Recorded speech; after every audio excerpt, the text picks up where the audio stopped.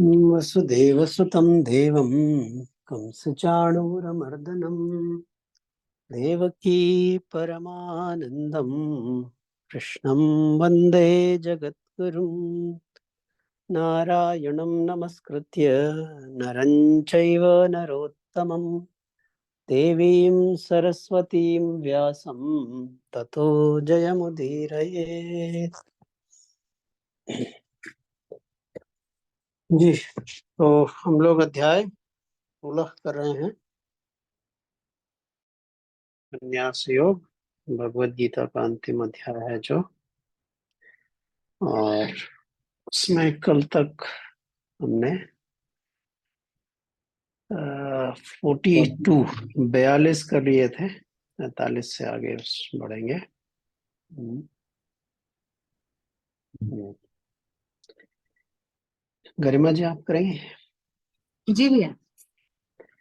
शौर्यं तेजो धृतिर्दाक्ष्यम् शौर्यं तेजो धृतिर्दाक्ष्यम् शौर्यं तीन तेजो धृतिर्दाक्ष्यम् शौर्यं तेजो धृतिर्दाक्ष्यम् युद्धे चाप्यपलायनम् युद्धे चाप्यपलायनम् युद्धे चाप्यपलायनम् युद्धे चाप्यपलायनम्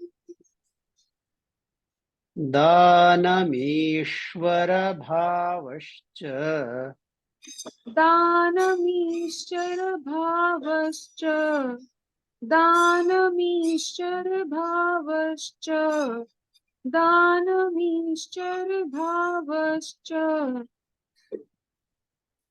क्षात्रं कर्म स्वभावजम् क्षात्रं कर्म स्वभावजम् क्षात्रं कर्म स्वभावजम् क्षात्रं कर्म स्वभावजम् शौर्यं तेजो धृतिर्दाक्ष्यम् युद्धे चाप्यपलायनम् शौर्यं तेजो धृतिर्दाक्ष्यम् युद्धे चाप्यपलायनम् शौर्यं तेजो धृतिर्दाक्ष्यम् युद्धे चाप्यपलायनम् शौर्यं तेजो धृतिर्दाक्ष्यम् युद्धे चाप्यपलायनम् दानमीश्वरभावश्च क्षात्रं कर्म स्वभावजम् दानमीश्वरभावश्च क्षात्रं कर्म स्वभावजम् दानमीश्वरभावश्च क्षात्रं कर्म स्वभावजम् दानमीश्वरभावश्च क्षात्रं कर्म स्वभावजम् शौर्यं तेजो धृतिर्दाक्ष्यम् युद्धे चाप्यपलायनम् दानमीश्वरभावश्च क्षात्रं कर्म स्वभावजम् शौर्यतेजो धृतिर्दाक्ष्यम् युद्धे चाप्यपलायनम् दानमीश्वरभावश्च क्षात्रं कर्म स्वभावजम् शौर्यतेजो धृतिर्दाक्ष्यम् युद्धे चाप्यपलायनम् दानमीश्वरभावश्च क्षात्रं कर्म स्वभावजम् शौर्यतेजो धृतिर्दाक्ष्यम् युद्धे चाप्यपलायनम् दानमीश्वर भावश्च क्षात्रं कर्म स्वभावजम्।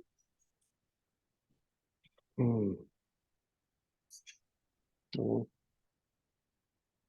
विषय चल रहा था, भगवान बता रहे हैं अर्जुन को, अर्जुन के माध्यम से हम सबको, कि गुणों के अनुसार सबकी अलग अलग सहज स्वाभाविक वृत्ति होती है, और वो सहज स्वाभाविक वृत्ति कैसे वर्ण निर्धारित करती है या वर्णों के अनुसार किस प्रकार परिलक्षित होती है, उस पर विषय चल रहा था।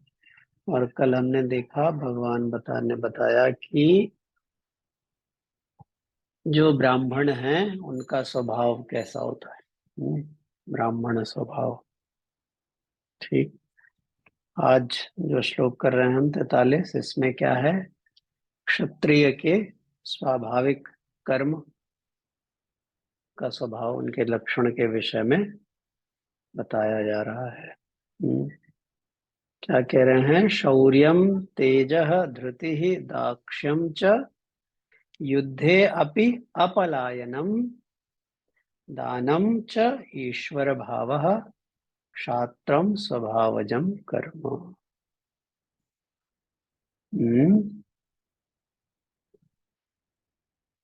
क्षत्रिय, अच्छा ब्राह्मण, तो कल हमने स्वभाव देखे। ब्राह्मण का शाब्दिक अर्थ या अर्थ क्या है, ब्राह्मण माने क्या?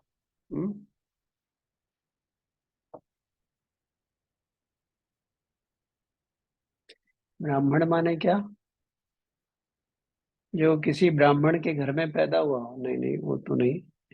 ब्राह्मण माने ब्रह्म में जिसकी या तो स्थिति हो या स्थिति न भी हो, तो जिसके जीवन का मुख्य उद्देश्य, जीवन का जो केंद्र है, वह ब्रह्म में स्थिति को प्राप्त करना, वो ब्राह्मण। हम्म हम ब्रह्म नहीं बताएंगे अभी, आप पहले बहुत बार बता चुके हैं। हाँ, अच्छा। क्षत्रिय माने क्या? क्षतात त्रायते इति क्षत्रिय। जो लोगों की किसी के दुख में देख के वो तुरंत उनको दुख से निवारने में लग जाए, वो क्षत्रिय। क्षत्रिय माने क्या? क्षतात त्रायते, किसी की क्षति को त्राण करने में जो स्वाभाविक रूप से लग जाता हो, वह क्षत्रिय। हम्म। तो क्षत्रिय के स्वाभाविक कर्म या उनका स्वभाव कैसा है? शौर्यम। हम्म अब किसी को क्षति हो रही है, मतलब किसी की कोई शारीरिक मानसिक कैसे भी परेशान कर रहा है, पीड़ित कर रहा है। ठीक। अब क्षत्रिय मतलब वो स्वाभाविक रूप से उसको बचाने जाएगा, उसको सोच ही नहीं पाएगा कि मेरा नुकसान होगा या कहीं ऐसा तो नहीं है मुझे, उसके मन में वो सब विचार नहीं आएंगे, वो कैसे उसको बचाना है। तो ये बचाने के लिए, करने के लिए क्या है, क्या होगा उसके अंदर? शौर्यम। शौर्य माने वीरता, बहादुरी, पराक्रम। हम्म? अगर शौर्य नहीं होगा तो क्षत्रिय हो ही नहीं सकता, क्योंकि किसी को बचाने के लिए, किसी की रक्षा करने के लिए शौर्य तो आवश्यक ही है। तो शौर्यम। और फिर शौर्य ऐसा नहीं कि मतलब बचाने गए, किसी ने चोट लगी थोड़ी तो हाय हाय करके अपना ही चोट लेके बैठ गए, नहीं नहीं, अपनी चोट नहीं दिखती। हाँ? फिर तो कुछ भी हो जाए। हम्म, शौर्यम तेजः। तेज क्या है? तेज एक आभा होती है व्यक्तित्व की। और उस आभा में ऐसा होता है कि अगर कोई क्षत्रिय है, पक्का क्षत्रिय, तो उसके सामने, उसके सम्मुख, उसके सामने, उसके आसपास अपने आप ही जो अनाचारी दुराचारी भटकते नहीं है, भटकते भी है तो उनको जो है प्रेजेंस से ही डर लगेगा। तो ऐसा एक आभा मंडल, ऐसा एक तेज होता है।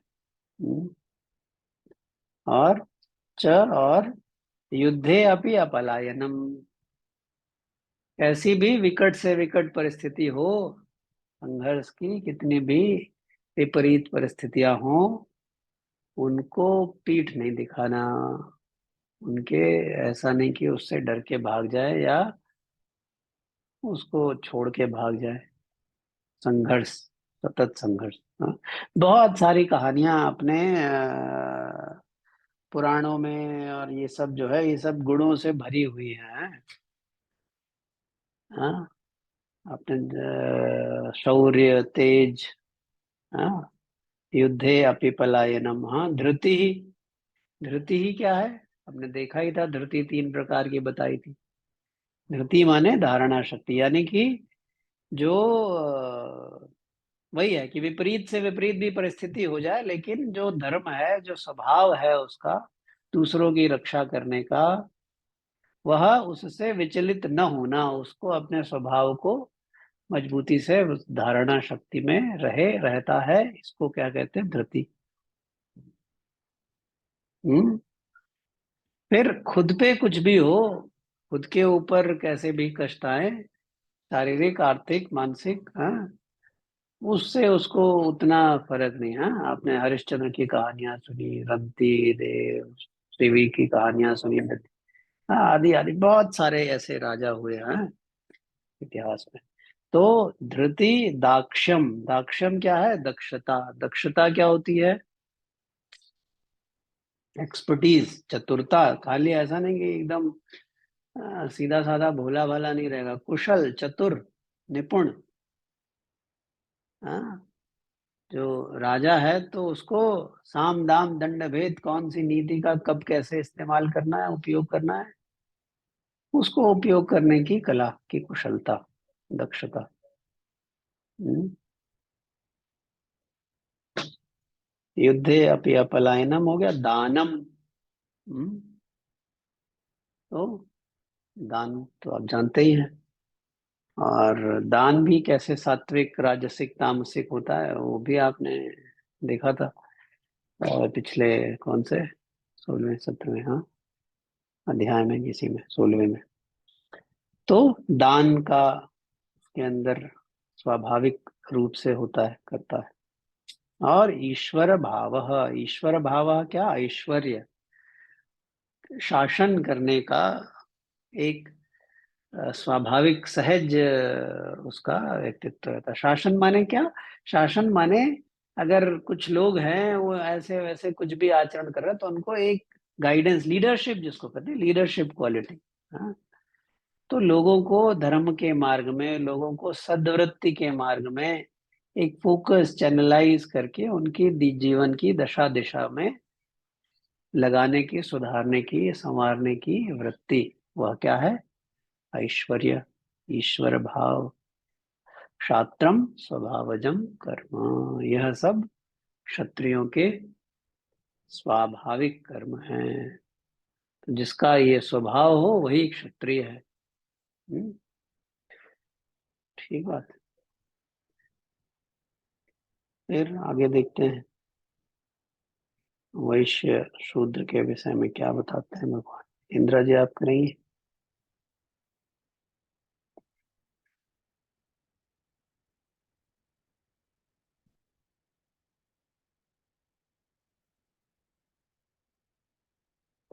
अनम्यूट कर लीजिए।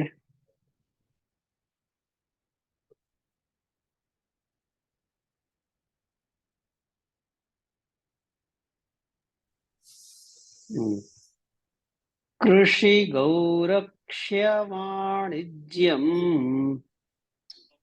कृषि गौरक्ष्य वाणिज्यम, कृषि गौरक्ष्य वाणिज्यम, कृषि गौरक्ष्य वाणिज्यम। वैश्यकर्म स्वभावजम्। वैश्य कर्म स्वभावजम्। वैश्य कर्म स्वभावजम्। वैश्य कर्म स्वभावजम्। परिचर्यात्मकं कर्म। परिचर्यात्मकर्म। परिचर्यात्मक परिचर्यात्मकं कर्म। परिचर्यात्मकं कर्म। परिचर्यात्मकं कर्म। शूद्रस्यापि स्वभावजम्। शूद्रस्यापि स्वभावजम्। शूद्रस्यापि स्वभावजम्। शूद्रस्यापि स्वभावजम्।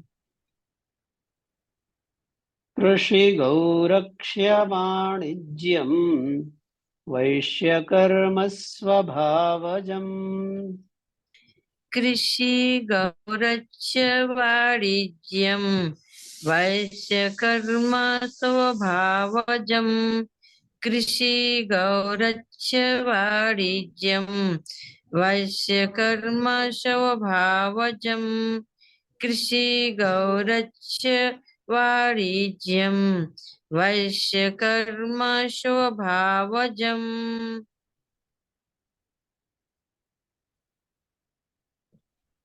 परिचर्यात्मकं कर्म शूद्रस्यापि स्वभावजम्। परिचर्यात्मकं कर्म शूद्रस्यापि स्वभावजम्।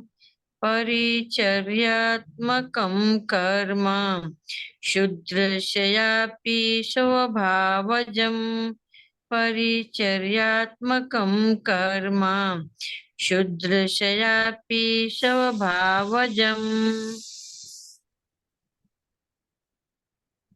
कृषिगौरक्ष्यवाणिज्यम् वैश्यकर्म स्वभावजम्। परिचर्यात्मकं कर्म शूद्रस्यापि स्वभावजम्।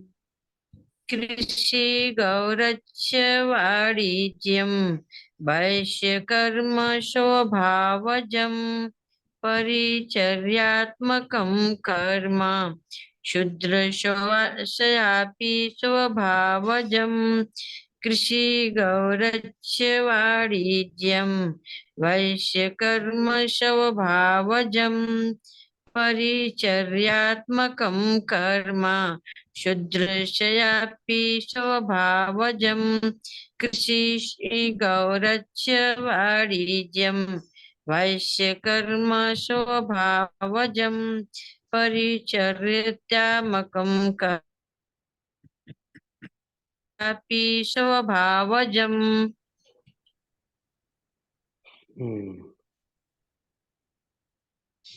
तो अब यहाँ पर इस श्लोक में वैश्य और शूद्र दोनों के स्वाभाविक कर्मों के विषय में बता रहे हैं। भगवान क्या कह रहे हैं?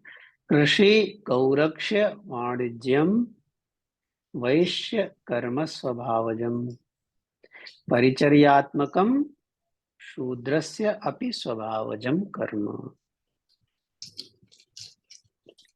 तो आसानी है। कृषि जानते हैं आप, गौरक्ष्य गायों की रक्षा करना, और वाणिज्यम, वाणिज्य माने व्यापार। हाँ, तो कृषि गायों को पालना, उनकी रक्षा करना, उनका संवर्धन करना, और वाणिज्य व्यापार, यह वैश्यों के स्वाभाविक कर्म हैं। तो समाज का भरण पोषण संवर्धन करने के लिए जो कुछ भी साधन है उनकी बात है। गाय माने, कृषि माने उत्पादन अन्न का। तो इसमें इंडस्ट्री भी मान लेना चाहिए। अन्न तो भाई शरीर के लिए है, अन्न वस्त्र खाद्य जल, इनका सबका उत्पादन और वाणिज्य माने कहाँ से जहाँ पे कहीं क्या इंपोर्ट एक्सपोर्ट, जहाँ कहाँ पर किस सामग्री की उपलब्धता ज्यादा है, कहाँ कमी है, उसको पहुंचाने का यथावत सबको सुलभ सब आवश्यक सामग्री और एक क्या कहते हैं उसको कि एक खुशहाल जीवन जीने के लिए वैभव पूर्ण, हाँ, ऐसा नहीं कि जीवन जीने के लिए जिस भी सामग्री की आवश्यकता है, जिन साधनों की आवश्यकता है, उनका उत्पादन संवर्धन, उनका यहाँ से वहां पहुंचाना, ये सब कर्म जो है यह वैश्यों के स्वाभाविक कर्म है। कृषि गोरक्ष वाणिज्य परिचर्यात्मकम कर्म शूद्रस्यापि स्वभावजम। परिचर्यात्मकम माने अब चारों वर्णों के जो शूद्र तो हैं और जो वैश्य हैं, जो ब्राह्मण हैं, जो क्षत्रिय हैं, इन सबके जो कर्म है उनमें सहायता सुविधा उपलब्ध कराना, उनकी सबकी सेवा, जो पूरा सर्विस इंडस्ट्री है ना आजकल, ये सब सर्विस इंडस्ट्री वाला काम शूद्रस्यापि स्वभावजम। यह सब, यह शूद्रों का स्वाभाविक, शूद्र का स्वाभाविक कर्म है। हाँ? तो कितनी भी हाईएस्ट पेइंग जॉब में है सर्विस इंडस्ट्री में, तो आप तो एक शूद्र का थोड़ा लक्षण है। शूद्र माने ये क्या कहते हैं, अच्छा ये नहीं समझना चाहिए कि जो कहीं पे जब तमोगुण को, शूद्रों को तमोगुण ही बताते, तमोगुण तो निद्रा आलस्य प्रमादोत्थम, एकदम निद्रा में आलस्य में लगे रहने, ऐसे नहीं। फिर ये भी बताया ना, जब मनुष्य जो है वो मनुष्य योनि ये रजोगुणी योनि है। हाँ, जब रजोगुण की प्रधानता होती है तभी मनुष्य बनते हैं। अब उस रजोगुण की, क्योंकि जो सतोगुण की प्रधानता है तो फिर वो ब्रह्मलोक में जाते हैं। ये हमने देखा था ना, 7वें 8वें कौन सा अध्याय था मुझे याद नहीं रहता। हाँ, तो और जो एकदम से ही तमोगुणी की प्रधानता है तो फिर वो तो अधो योनियों में जाते हैं। जो मनुष्य हैं वह सब रजोगुण की प्रधानता से आए। फिर इसमें भी जो है फर्दर विभाजन रहता है, रजोगुणी में भी किसकी, किसके भीतर सतोगुण अधिक है, किसके भीतर रजोगुण ही अधिक है, किसके भीतर तमोगुण है, तो उसके आधार पर स्वभाव व्यक्तियों के, मनुष्यों के बनते हैं। वृत्तियां होती हैं, वृत्तियों से संस्कार, संस्कार होते हैं, संस्कार वृत्तियां बनती हैं, वृत्तियों से स्वभाव। तो इसलिए सेवा जो है वह शूद्रों का स्वाभाविक कर्म है, और वाणिज्य व्यापार कृषि गोरक्षा वह वैश्यों का स्वाभाविक कर्म है।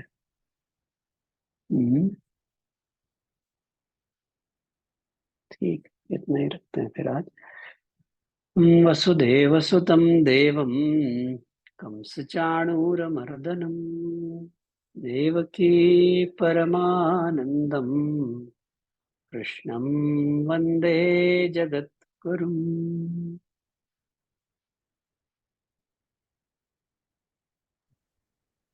जय गुरुदेव।